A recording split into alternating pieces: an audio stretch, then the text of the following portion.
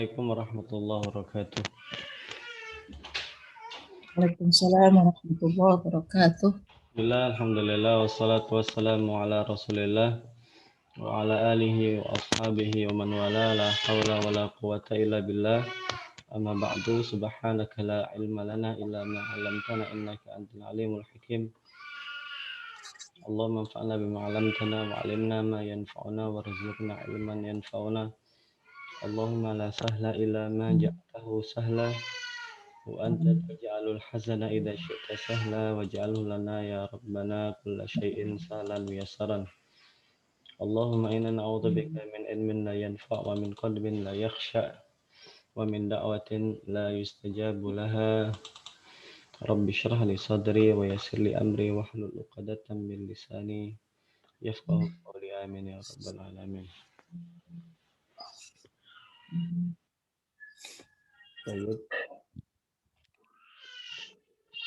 Ustaz Sada, kira-kira masih ingat kita terakhir membahas apa ya? Yang sudah sampai khobar dari jumlah ya dari jumlah. Khobar jumlah ya. Iya. Ada di khobar gitu ya.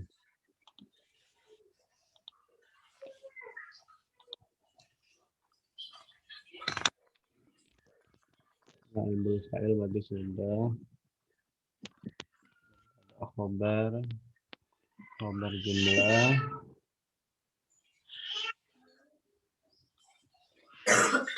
Ya, Mi.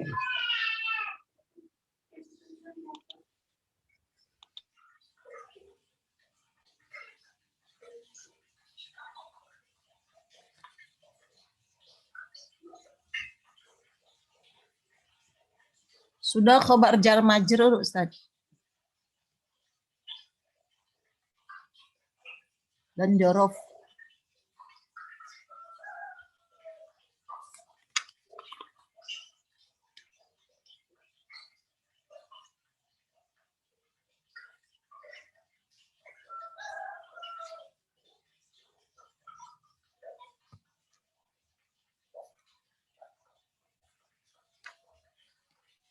Nanti kita sampai di sini ya, satu-satu semua ya. Ini bukan ya? Ya.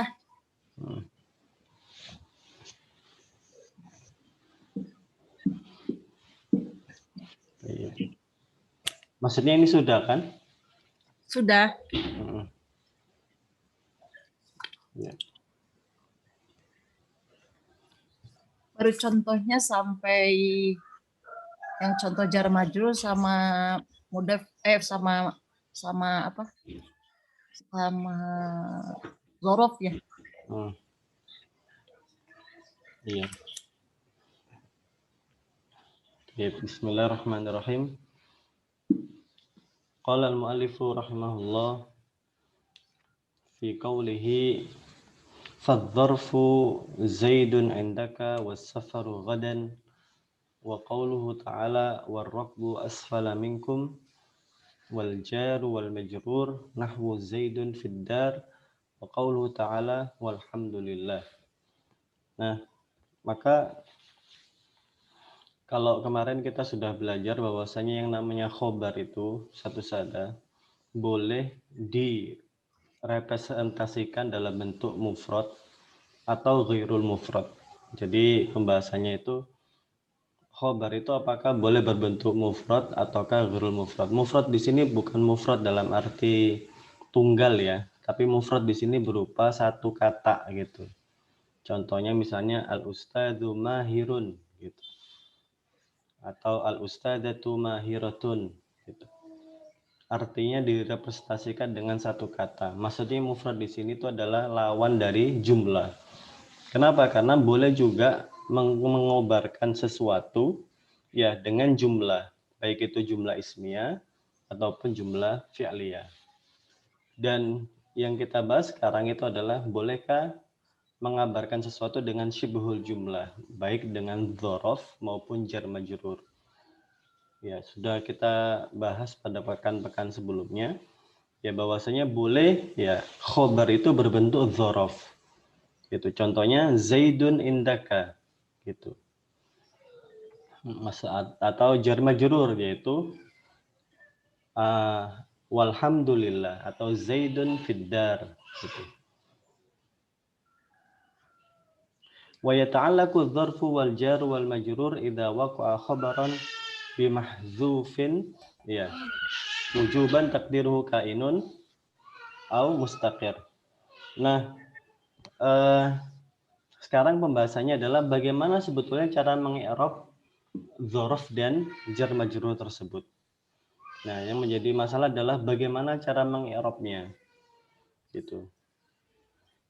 Coba ya kita buka Word terlebih dahulu.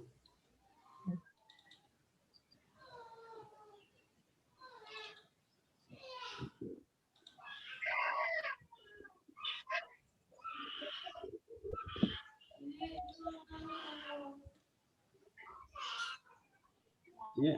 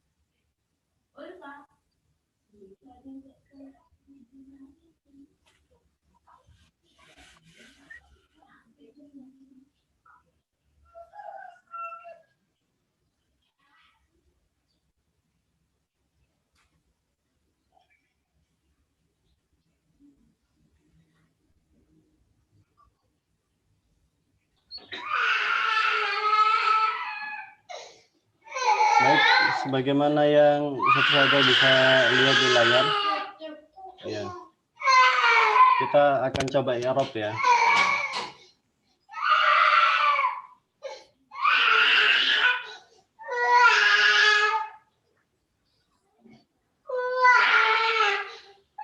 Baik, bagaimana i'rabnya?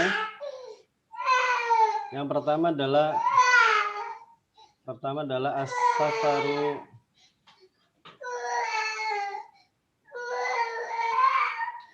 badan. Yang kedua adalah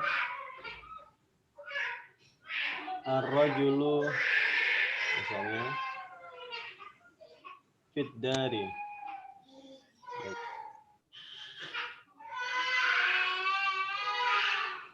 Ya. As-safaru ghadan dan ar-rajulu fiddari.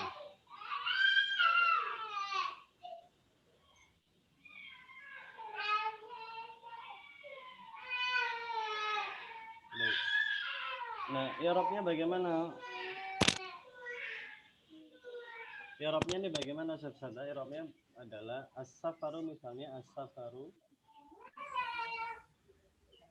Ustadz Afwan, suaranya jauh dan kecil. Baik. Bagaimana i'rabnya Ustaz? Sudah jelas ya suaranya ya? Halo, tes. Masih kecil, Ya, kecil. sekarang mah udah jelas. Tadi jelas kecil. sekarang. Udah jelas suaranya? Nah, sekarang jelas. Udah jelas. I'rab, bagaimana i'rab as-safaru ghadan atau ar-rajulu fiddari? Maka kita harus pastikan bahwasanya kita paham kalau ini tuh as-safar ya. Ini adalah mubtada. As-safaru ini pasti mubtada. Maka kita i'rab sebagai mubtada. Mubtadaun. Nah, kemudian sekarang adalah pendekatannya adalah bagaimana cara mengi'rab khobarnya. atau muta'aliknya.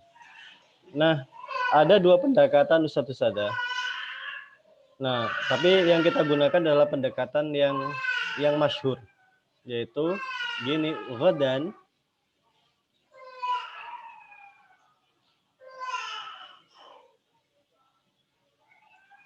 itu kita i'rab sebagai dzaraf. Ya.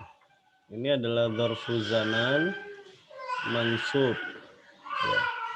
Wa alamatu nasbihi fathatun zahiratun. Ya. Baik. Nah, sekarang adalah bagaimana cara menentukan khobarnya. Gitu. Cara menentukan khobarnya. Nah, khobarnya begini Ustaz caranya. Nah, ya. Wa khobaruhu. Ya.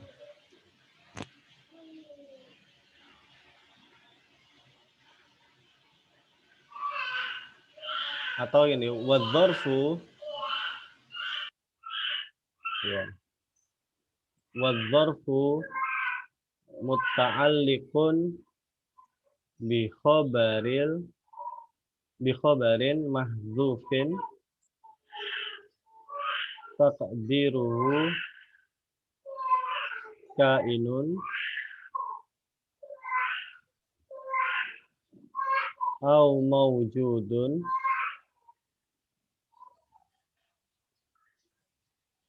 au mustaqir. Nah, begini cara ngirapnya Ustaz. Jadi as-safaru mubtada'un marfu'un wa alamatu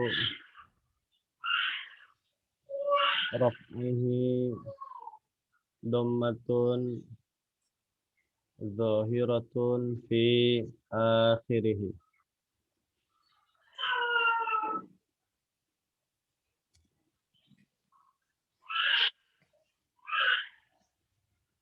Nah, jadi as-safaru mubtada marfu' wa alamatu raf'ihi dhammatun zahiratun fi akhirih. Ghadan itu adalah zarfu zaman mansub wa alamatu nasbihi fathatun zahiratun fi akhirih. Nah, wa dzarfu, nah ini keterangannya adalah dan dzarafnya ini muta'alliq. Dia terkait bi khabarin mahdzuf, dengan khobar yang terhapus, takdiruhu, ya, takdirnya kalau misalnya dia dimunculkan itu adalah kainun atau maujudun atau mustaqir. Maksudnya bagaimana? Maksudnya kalau kita keluarkan, ya, maka di sini kita akan tulis begini.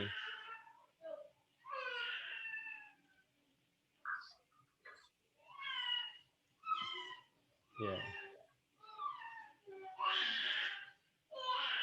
Ya, as-safaru maujudun ghadan. Jadi as-safar itu akan ada besok gitu. Tapi maujudunnya ini kita namanya kita mahdzuf. Ya, kita mahdzuf. Nah, makanya kita warnain merah. Gitu. Jadi as-safaru ghadan. Sebetulnya ada khobarnya yaitu maujud tapi dia seolah-olah tidak ada gitu ya. Jadi makanya as-safaru ghadan. As-safar mubtada marfu, ya. Kemudian ghadannya ini pasti jadi dzarafnya. Jadi jangan sampai kita menganggap ghadan ini adalah khobarnya. Ya, ghadan adalah dzaraf zaman mansub. Ya, wa alamatun nasbi fathah dhahira.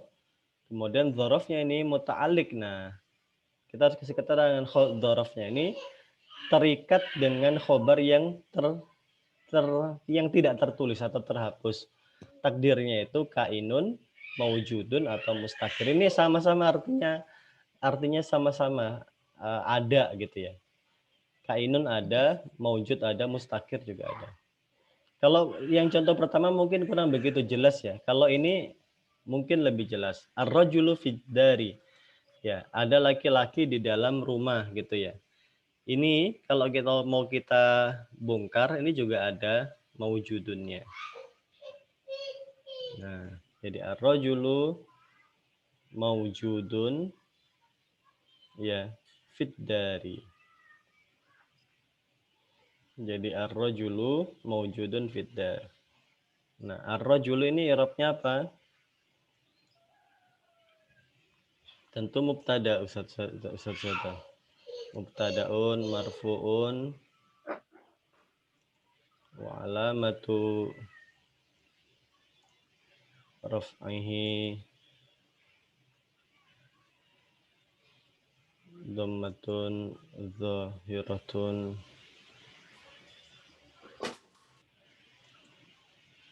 fi akhirih. Kemudian fi ya kan, fi itu harfu jar mabni ala sukun la mahalla laha atau lahu minal i'rab.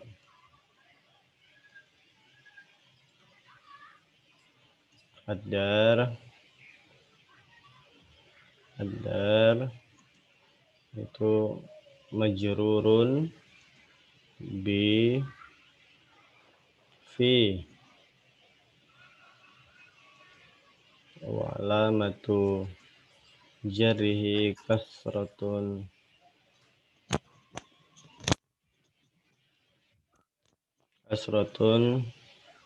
zahiratun fi akhirih. Nah, yang agak beda ini nanti ini saja. Sekarang ini muta'aliknya. Maka kita terus begini. Wal jaru, ya wal jar itu adalah huruf jarnya. Wal majruru, yang di majrurnya, maksudnya wal jaru wal majrur di sini itu maksudnya itu adalah fiddar. Ya. Muta'alliqoni kita tulis muta'alliqoni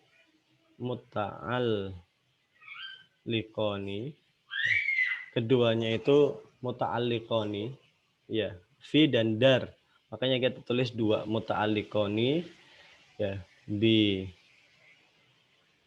khobarin mahdzufin ya taqdiruhu maujud.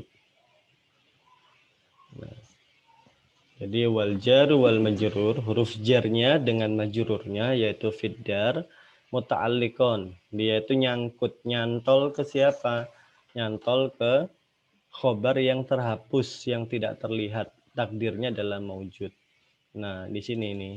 Ini adalah takdirnya. Jadi ar-rajulu fiddari, maka ar-rajulu itu mubtada, fiddarinya itu adalah khobarnya, tapi khobarnya itu bukan khobar sesungguhnya gitu. Seolah-olah jadi khobar padahal bukan.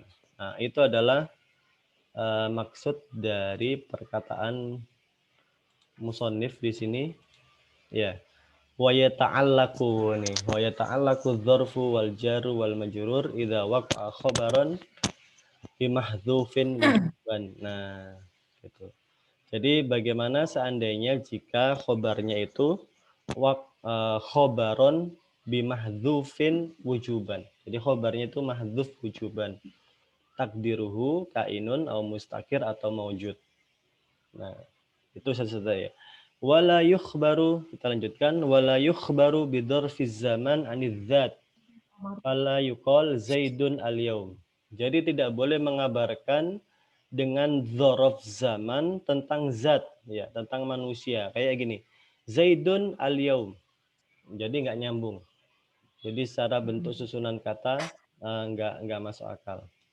Ya. Jadi tidak boleh mengabarkan dengan dzaraf zaman terkait dengan zat. Wa inna ma yukhbaru bihi anil ma'ani. Yang boleh dikhabarkan dengan dzaraf itu adalah makna. Contoh as-saumu al-yauma. Nah, as-saumu al-yauma was-safaru ghadan. As-saumu al-yauma ini betul satu-satu. Kita mungkin menganggap as-saumu al-yauma kok bisa sih? Gitu kan. As-saumu Al-yauma ini maksudnya adalah as-saumu mawjudun al-yaum atau kainun al-yaum. Gitu. Atau ada yang mengatakan wa qaluhum al-lailatu al-hilal. Ini adalah muawwal. Ini perlu ditakwilkan. Gitu. Wa yajuzu ta'addudul khabari nahwu Zaidun katibun syair. Nah, yang terakhir adalah boleh kita mengabarkan dengan satu lebih atau khobar. Jadi boleh mengabarkan dengan satu khobar atau lebih. Contoh Zaidun katibun syairun. Jadi katib khobar, syair itu juga khobar. Ya, wa huwal ghafurul wadud, dzul arsyil majid, fa'alul lima yurid. Nah, gitu.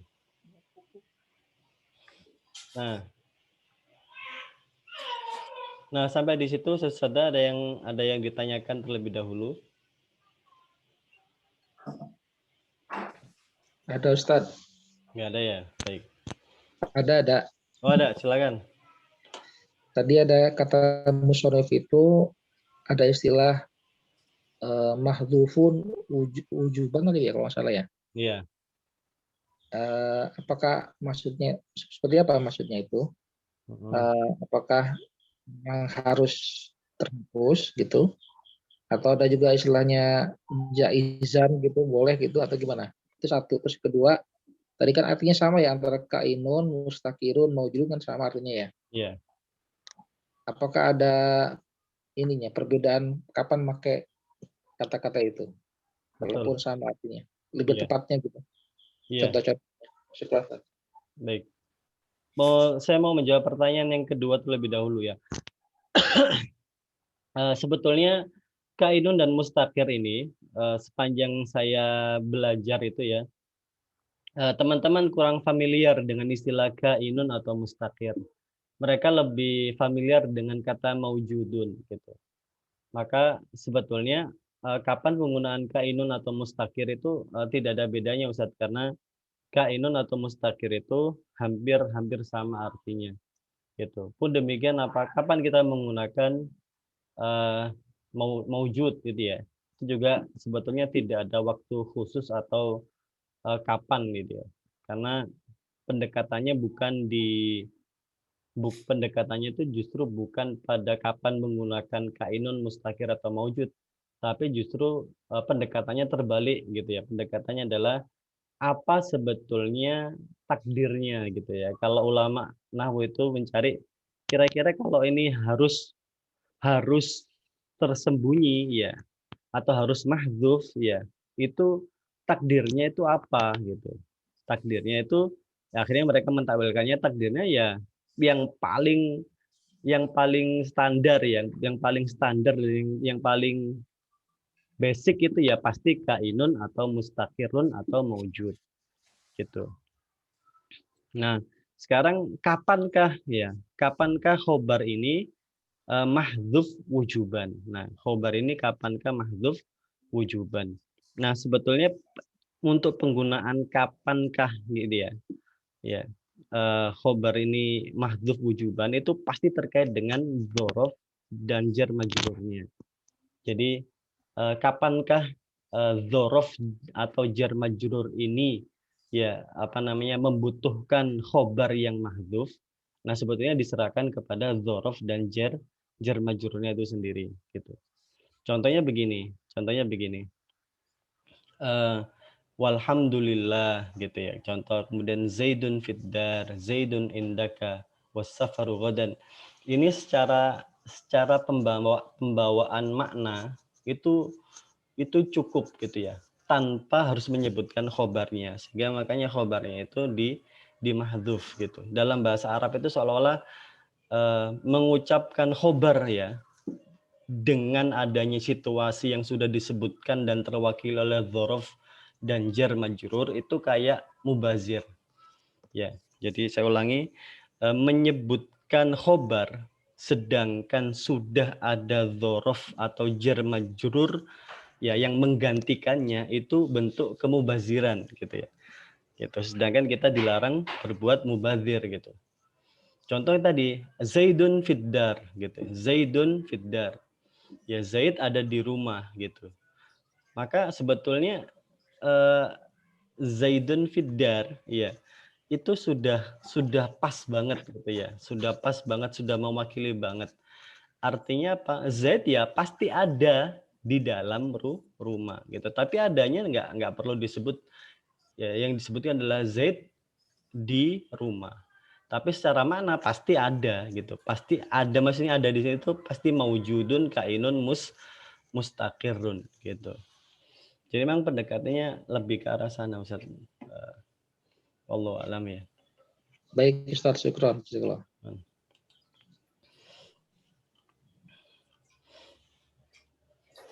Baik, yang ini ada terakhir. Ini boleh deh. Waqad yataqaddamu 'alal mubtada'i jawazan nahwu fiddari Zaidun. Jadi boleh khobar itu mendahului mubtada ya dengan dua pendekatan, jawazan atau wujuban. Nah, jawazan itu kapan? Ya. Contohnya fiddari Zaidun, yaitu ketika pada kata-kata yang sebetulnya yaitu tadi berbentuk dzorof atau jar majrur ya gitu. Tapi ini boleh ya, kalau boleh itu pilihan gitu. Fiddari Zaidun atau Zaidun fiddari, nggak ada masalah gitu ya. Gitu. Nah, ada yang harus wujuban gitu. Ada yang harus berupa wujuban. Nahwu aina Zaidun. Nah, di sini kenapa harus wujuban? Karena aina itu adalah sodrul kalam. Jadi aina ini menjadi jantung utama pembicaraan atau jantung utama kalimat gitu. Jadi wujuban itu adalah aina Zaidun gitu. Yaitu ketika ada pertanyaan ya berupa kata tanya aina misalnya. Sebetulnya bukan hanya aina gitu. Aina Zaidun. Nah, aina ini adalah yastahiqu sadrul kalam. Jadi dia itu berhak mendapatkan jantung utama pengucapan atau kalimat dia. Artinya dia berhak di depan gitu. Dia yang paling berhak di depan gitu. Dan memang nggak enak kalau kita bilang Zaidun aina gitu, nggak bisa, nggak enak gitu. Yang enak itu adalah aina Zaidun gitu. Wa innama indaka Zaidun gitu. Wa qauluhu ta'ala am ala qulubin aqfaluha gitu. Wa fid dari rajulun gitu. Nah, kalau wa innama indaka Zaidun itu karena ada in namanya. Ya, karena ada in namanya sehingga mubtada'nya yaitu harus ngumpet di belakang. Kenapa? Karena in nama itu akan menjelaskan apa yang ngumpet di belakang gitu ya. Gitu. In nama gitu. Misalnya innama yatadzakkaru ulul albab gitu. Sesungguhnya orang-orang yang yatadzakkar ya itu adalah ulul albab gitu. Jadi memang harus di belakang gitu ya. Mubtada'nya harus di belakang, khobarnya harus maju duluan. Gitu. Wa qauluhu ta'ala am ala qulubin aqfaluha. Apakah ada ya di atas hati-hati itu kunci-kuncinya. Nah, kalau di sini kenapa mubtada'nya harus berada di belakang? Di sini kenapa mubtada'nya harus di belakang? Karena mubtada'nya memegang domir pada khobarnya. Jadi karena mubtada'nya yaitu aqfaluha ya aqfaluha ini adalah mubtada'nya, dia memegang domir yaitu domir ha ya yang itu nanti akan kembali kepada khobarnya yaitu pada jar majrur yang muta'alliqani bi khobarin mahdhuf tadi ya, yaitu kembali kepada qulub gitu. Dan yang terakhir adalah wafid dari rojulun. Nah, ini kenapa memang dia berada di belakang karena mubtada'nya berupa nakiro. Nah, mubtada itu kalau dia nakiro, dia tidak berhak di depan, dia harus berada di belakang, biarlah khobarnya maju duluan. Nah, jadi ini adalah 4 situasi kapan yang namanya mubtada itu wajib atau kapan khobar itu wajib ya berada di depan mubtada atau duluan ya di depan mubtada. Yang pertama adalah jika ada sodrul kalam. Sodrul kalam itu ada beberapa jenis kata yang dia tuh berhak dan harus di depan, kayak kata tanya. Ya, asmaul istifham lah gitu. Aina, kaifa, mata gitu. Gitu, man. Kemudian jika dia didahului dengan kata innama ya. Yang kedua jika didahului dengan kata innama gitu. Contoh innama indaka zaidun gitu. Dan yang ketiga adalah jika mubtada'nya itu memegang domir yang dimiliki oleh jar majrur yang nantinya itu menjadi muta'alliqoni bi khobar tadi ya. Ya, yaitu contohnya adalah am ala qulubin aqfaluha. Apakah pada hati-hati tersebut ada kunci-kuncinya? Nah, aqfaluha ini adalah mubtada, haknya kembali kepada qulub ya. Ya, kunci hati gitu ya. Nah, maka nggak mungkin kalau dia memegang domirnya, maka dia harus berada di belakang. Karena nggak mungkin domir itu menjelaskan sesuatu yang ada di belakangnya gitu ya. Yang terakhir adalah wafid dari rojulun. Di dalam rumah itu ada laki-laki. Rojulunnya nakiro dan nggak boleh. Kalau kata Imam Malik la jubtada bin nakiro. Jadi tidak boleh memulai sesuatu dengan nakiro. Baik, saya kira itu satu saja ya.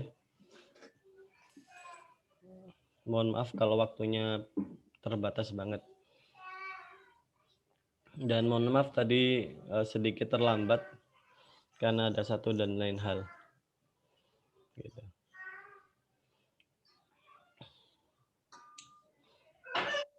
Baik, ada pertanyaan satu saja. Kalau tidak ada, kita bisa akhiri. Insyaallah kita mulai lagi di pekan depan dengan waktu yang normal. Ya, mohon doanya supaya kita semua senantiasa sehat dan bisa diberikan kekuatan oleh Allah dan keistiqomahan. Baik, kalau tidak ada, satu-satu kita akhiri. Satu-satu juga sudah harus mulai beraktivitas, kerja dan lain sebagainya. Syukran lakum walafu minkum subhanakallahumma wa bihamdika. Assalamualaikum warahmatullahi wabarakatuh. Waalaikumsalam. Waalaikumsalam.